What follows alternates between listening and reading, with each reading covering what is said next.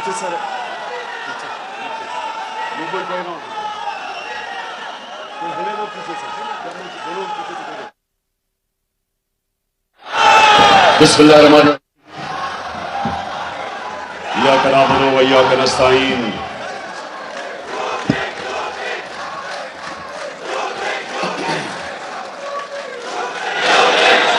माशाअल्लाह, इस्लामाबाद की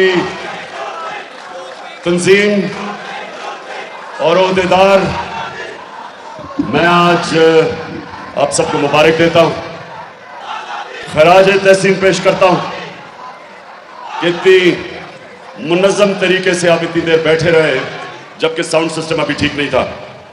अच्छा, इस्लामाबाद थोड़ी खामोशी से, जो मैं आज इतनी ज़बरदस्त अपनी तंजीम के सामने जो मैं आज पैगाम देना चाहता हूं, पीछे उधर तो देखें, आज़ादी दुनिया की तारीख में कभी कोई प्लेट में रख के नहीं देता। आज़ादी के लिए कुर्बानियां देनी पड़ती है, जदोजहद करनी पड़ती है, जहाद करनी पड़ती है।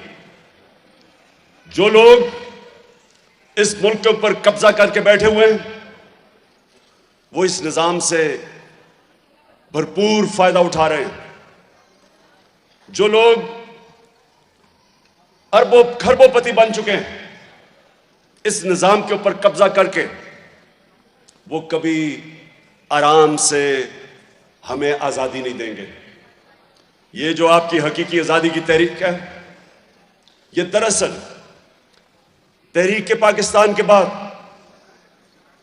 जब हमारे बड़ों ने जदोजहद करके पाकिस्तान बनाया, ये उसके बाद सबसे बड़ी तहरीक है कि इस मुल्क को हकीकी तौर पे आजाद किया जाए।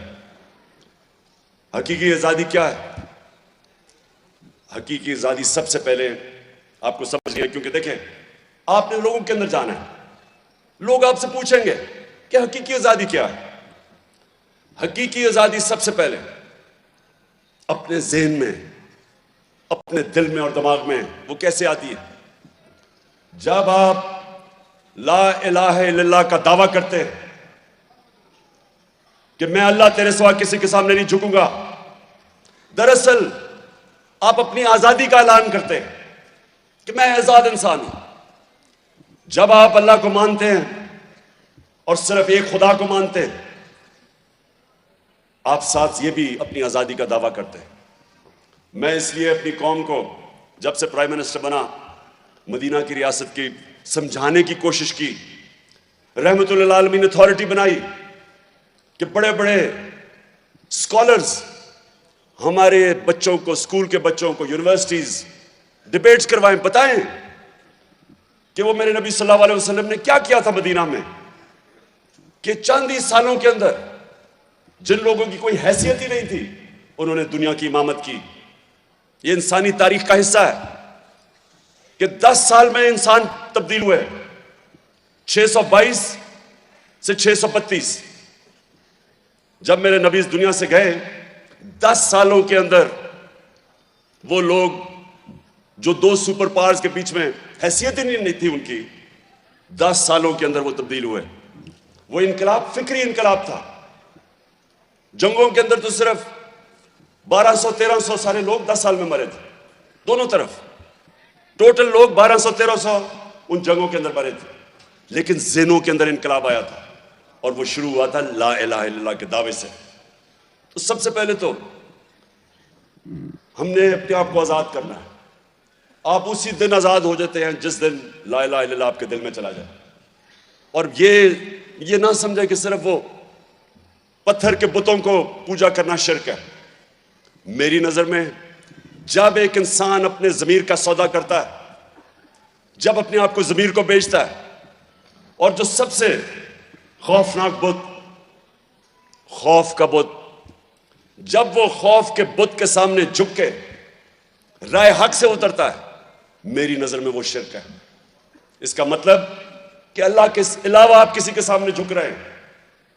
तो मेरे नौजवानों, ये आप याद रखना कि मेरे मेरे मेरे से बहुत ज्यादा सलाहियतें लोगों में थी, टैलेंट ज्यादा था, लेकिन मेरे में एक चीज थी जो मैं बचपन से, मेरे माँ बाप ने मुझे जो ज़हन में चीज डाली कि तुम खुशकिस्मत हो कि एक आजाद मुल्क में पैदा हुए, क्योंकि वो गुलाम हिंदुस्तान में पैदा हुए थे, और वो मेरे ज़हन से कभी बात नहीं गई। और मैंने तब ही फैसला किया कि इंशाअल्लाह, जब भी अल्लाह ने मुझे पावर देनी थी, मैंने अपने लोगों को कभी किसी के सामने झुकने नहीं देना था। मैंने अपनी कौम को आजाद करना था।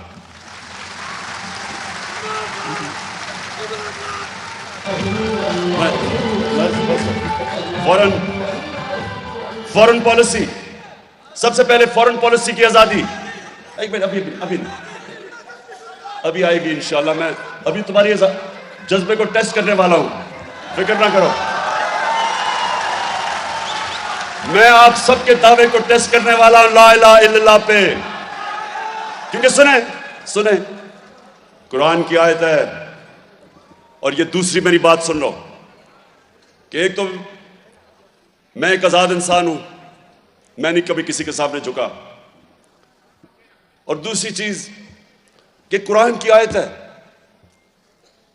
कि जब एक इंसान ईमान ले आता है, अल्लाह उसके खौफ दूर कर देता है, खौफ के बुत को तोड़ देता है। और वो कभी किसी इंसान ने, मेरी जिंदगी में 70 साल का होने वाला हूं, आज तक मैं किसी बड़े इंसान को या उस इंसान को जिसने कोई बड़ा काम किया, मैं कभी उस इंसान को नहीं मिला जिसने अपने खौफ के ऊपर काबू ना पाया हो। कभी बुज़दिल आदमी लीडर नहीं बन सकता। कभी 20 साल मैंने इंटरनेशनल क्रिकेट खेली, कभी एक बुज़दिल बैट्समैन, बड़ा बैट्समैन नहीं बना। कभी एक बुज़दिल बॉलर, यानी जो मार खाने से डरता था, हारने से डरता था, वो कभी ऊपर नहीं गया। मैं कभी कोई बड़े बिजनेसमैन को नहीं मिला जो नुकसान से डरता था। मैं आज तक जो भी लोग ऊपर गए, उन्होंने कहीं ना कहीं जाके अपने खौफ के ऊपर काबू पाया। और इसलिए अल्लाह ने कुरान में इंसान को आज़ाद करने के लिए 3 जो इंसान के सबसे बड़े खौफ हैं, मरने का, जलील होने का और रिस्क जाने का, ये 3 बड़े खौफ हैं।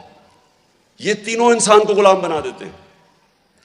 बड़े बड़े जो मैं बार बार मिसाल देता हूं कि कूफा के लोगों को पूरी तरह इल्म था कि हजरत इमाम हुसैन राय हक पे थे, लेकिन यजीद के खौफ की वजह से, उसके जुल्म के खौफ की वजह से, उन्होंने मुसलमानों की तारीख का सबसे बड़ी ट्रेजेडी होने दी, सबसे बड़ा सानिया होने दिया, सिर्फ इसलिए कि वो डर गए।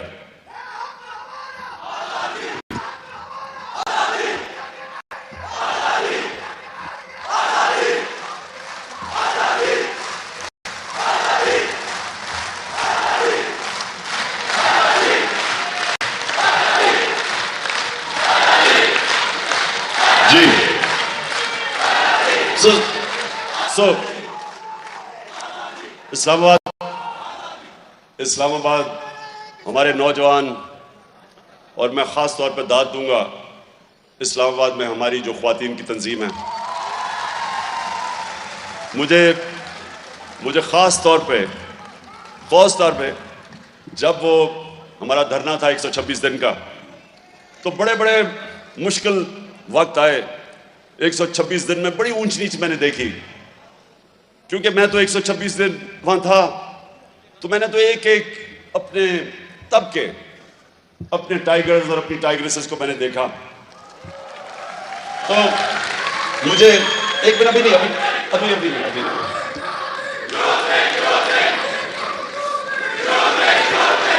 यूथ विंग तो 8 साल पहले थे नहीं, वो तो बच्चे थे तब।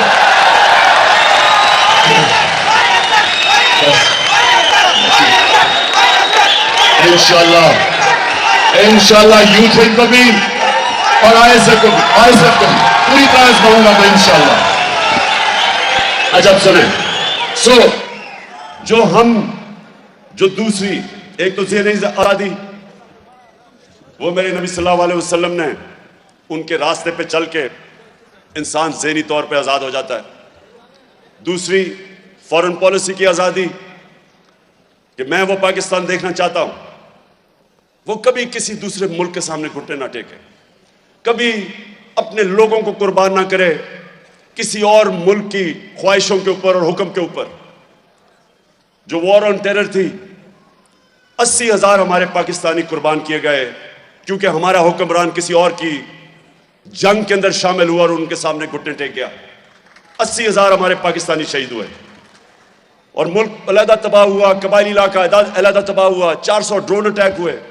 अभी एक फिल्म भी आ रही है, एक बेचारा एक आदमी जिसकी घर वाले ड्रोन अटैक में मारे गए थे, उसने एक पूरी तफसील में बताया कि वो किस तरह का जुल्म उन लोगों के ऊपर होता था। हमारी अपनी हुकूमत ने इजाजत दी, जिनके लिए जंग लड़ रहे हैं वो हमारे मुल्क के ऊपर ही आके 400 ड्रोन अटैक किया उन्होंने, क्योंकि ये दो पैसे के गुलाम जिनका पैसा पड़ा हुआ है मुल्क से बाहर, ये शरीफ खानदान और जरदारी खानदान, इन दोनों ने इजाजत दी कि हमारे मुल्क में आके वो जिनकी जंग उनकी लड़ रहे हैं और बीमारी हमारे पे कर रही है। इसकी कोई दुनिया की तारीख में मिसाल नहीं। तो मैं ये कभी अपने मुल्क को, जिस तरह रूस से, एक मिनट ठहर सुने, रूस से अब ये हुकूमत बात कर रही है तेल लेने की, गंदम लेने की, तो ये तो सब हम बात कर चुके थे 5 महीने पहले। और आज देखें मुल्क के ऊपर जो महंगाई का सफर है, कोई इनको तब जब ये हुकूमत इन्होंने साजिश करके हमारी हुकूमत गिराई तो इनको कोई शर्म नहीं थी कि हिंदुस्तान 40% कम कीमत पे तेल खरीद रहा था रूस से, और इनको कोई शर्म नहीं आई क्योंकि डर रहे थे इनके जो आका है जो इनको लेके आए थे उनसे इतने खौफजदा थे कि हमारे लोगों को आज महंगाई में, पाकिस्तान की बदतरीन महंगाई है, आज 50 सालों में सबसे ज्यादा महंगाई है पाकिस्तान में, लेकिन इनकी जरूरत नहीं हुई कि हम सस्ता तेल लें, हम सस्ती गंदम लें, क्योंकि इनको डर था, जो लोग इनको लेके आए थे उनसे डरे हुए थे। अच्छा, मैं एक मिनट आपकी तैयारी करवा लूं, क्योंकि हम अब जरा सुने मेरी, हम अब आ रहे हैं हमारी हकीकी आजादी की तहरीक क्या अब उस मरहले पे, बस बस बस बस अकल, एक मिनट बस,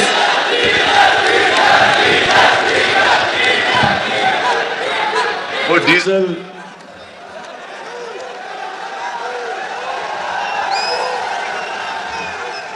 और वो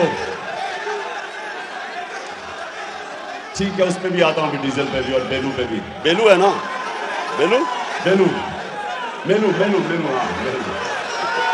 अच्छा, एक मिनट सुन तो लो, क्योंकि अभी आपका इम्तिहान का वक्त है। राना सनाउल्लाह ने कोई धमकी दी है। राना सनाउल्लाह, मेरा वादा है कि तुम छुप नहीं सकोगे इस्लामाबाद में। 25 मई को तो हमारी तैयारी नहीं थी।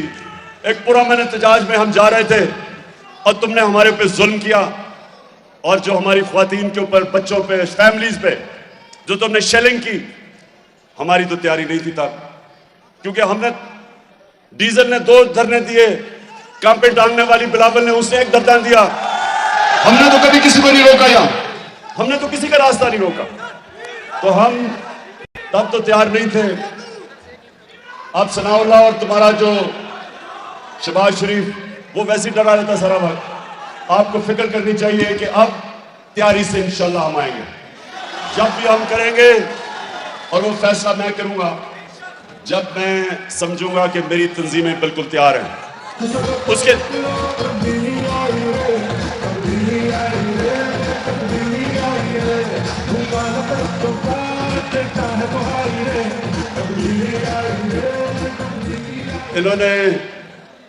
इन्होंने एक मिनट बात तो पूरी कर लूं, अभी बाद में नारे मरवाऊंगा आपसे मैं, और थोड़ी एनर्जी बचा लेना।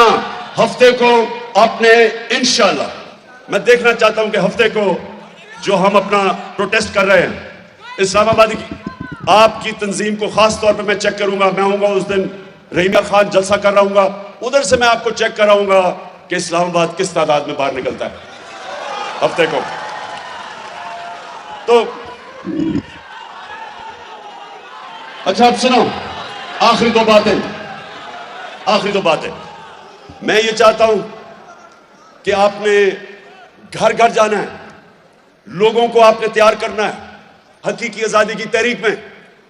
हमने एक पैम्फलेट बनाई है जो अली अवान और खुरम इंशाल्लाह आप में बांट देंगे, जो लोगों को बताएंगे कि हकीकी आजादी की तहरीक है क्या, क्यों आपने अपने आप को आजाद करना है, क्यों वो लोग जो बड़े बड़े करप्शन केसेस में मुलव्वस थे वो अपने आप को माफ करवा रहे हैं, खुद ही कानून बना के खुद ही अपने आप को करप्शन केसेस से निकाल रहे हैं अरबों रुपए के, और वो इस इंपोर्टेड हुकूमत में आके पैसा बना रहे हैं करप्शन केसेस माफ करके, और लोगों को महंगाई के समुंदर में डूबते जा रहे हैं लोग। 45% महंगाई, जिसको सेंसिटिव SPI कहते हैं, ये 50 साल के बाद इतनी महंगाई है, और महंगाई बढ़ती जा रही है। रुपया गिरता, जिस तरह रुपया गिरता जाएगा महंगाई बढ़ती जाएगी। बिजली के बिल लोगों के ऊपर, जिस तरह बिजली का बम गिरा लोगों पे, तो IMF तो कह रहा भी मजीद और बिजली महंगी होगी। इसलिए आपने सारे लोगों को तैयार करना है। इस हुकूमत का कभी भी आने का मकसद अवाम की खिदमत करना नहीं था। इन्होंने अपनी चोरी बचानी थी, और दूसरा इन्होंने जो बाहर आका जो इनको लेके आए उनके मुताबिक पाकिस्तान को चलाना था, उनके हुक्म के ऊपर। आपने सबको तैयार करना है, और इंशाल्लाह मैं ये देखना चाहता हूं कि आपका सैटरडे को जो टर्न आउट तंजीम निकालेगी लोगों को, वो तारीखी होगा। एक मिनट, सारे जरा मुझे बताएं कि हफ्ते को आपने पूरा जोर लगाना है इंशाल्लाह, और उसके बाद फैसला करूंगा कि किस दिन मैंने कॉल देनी है। वो कॉल सिर्फ मुझे पता कब देनी है, और सिर्फ मैं फैसला तब करूंगा जब मैं समझूंगा कि मेरे टाइगर और टाइगरेसेस तैयार हैं आजादी के लिए पाकिस्तान में।